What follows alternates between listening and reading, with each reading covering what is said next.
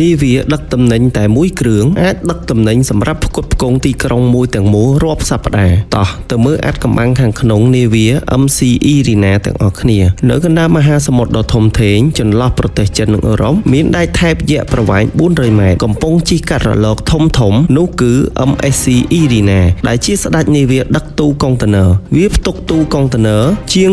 24,000 ប្រអប់ដែលជាផ្នែកដ៏សំខាន់នៃសេដ្ឋកិច្ចពិភពលោកមនុស្សជាច្រើនគិតថាការដឹកជញ្ជូនគ្រាន់តែជាការលើកដាក់និងដឹកចេញប៉ុន្តែការពិតវាមានភាពស្មុគស្មាញនិងអស្ចារ្យជាងនេះឆ្ងាយណាស់ដើម្បីឲ្យអ្នកងាយស្រួលស្រមៃបើគេលើកនាវានេះបញ្ឈរវានឹងខ្ពស់ជាងអគារខ្ពស់បំផុតទាំងអស់នៅអឺរ៉ុបផ្ទៃខាងលើរបស់វាស្មើនឹងតារាងបាល់ទាត់4បញ្ចូលគ្នាប៉ុន្តែសំណួរគឺថាតើដែកថែបទម្ងន់ជាង 200,000 តោននេះអណ្ដែតទឹកបានយ៉ាងដូចម្ដេចអាចកំបាំងគឺស្ថិតនៅត្រង់ម៉ាស៊ីនដ៏មានឥទ្ធិពលដែលមានកម្លាំងទៅដល់ 80,000 សេសនិងការគណនាទម្ងន់យ៉ាងម៉ត់ចត់បើខុសតែប៉ុន្មានសង់ទីម៉ែត្រនាវាយក្សនេះនឹងក្រឡាប់នៅកណ្ដាលមហាសមុទ្រភ្លាមកាលពីមុនការដឹកទំនិញត្រូវចំណាយពេលរាប់សប្តាហ៍ដើម្បីលើកដាក់ដោយដៃប៉ុន្តែនៅឆ្នាំ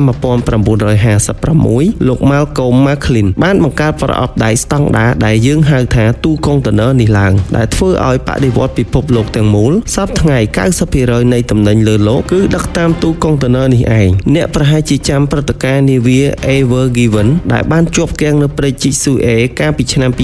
2021 គ្រាន់តែជានាវាមួយគ្រឿងជាប់គាំងវាបានធ្វើឲ្យខាតបង់ទឹកប្រាក់រាប់ពាន់លានដុល្លារក្នុងមួយថ្ងៃព្រោះវាបានរារាំងចរាចរណ៍ទំនិញ 12% នៃពិភពលោកនេះបង្ហាញថាសេដ្ឋកិច្ចទាំងមូលពឹងផ្អែកលើនាវាទាំងនេះខ្លាំងប៉ុណ្ណាទោះបីជានាវានេះធំមហិមាប៉ុន្តែមានមនុស្សធ្វើការតែ 20 ទៅ 30 នាក់ប៉ុណ្ណោះពួកគេរស់នៅដូចទីក្រុងតូចមួយមានអាហារឆ្ងាញ់មានកន្លែងហាត់ប្រាណនិងមានអ៊ីនធឺណិតប្រើប្រាស់ពួកគេត្រូវធ្វើការឆ្លាស់វេនគ្នាដើម្បីធានាថាទំនិញរបស់អ្នកដូចជាទូរស័ព្ទឬសម្លៀកបំពាក់ទៅដល់ដៃអ្នកទាន់ពេលវេលាសូមកុំភ្លេចចុច Subscribe និងដាក់រូបកណ្ដឹងម្នាក់មួយផងដើម្បីទទួលបានវីដេអូថ្មីៗបន្តទៀតជួបគ្នានៅវីដេអូក្រោយបន្តទៀតសូមអរគុណ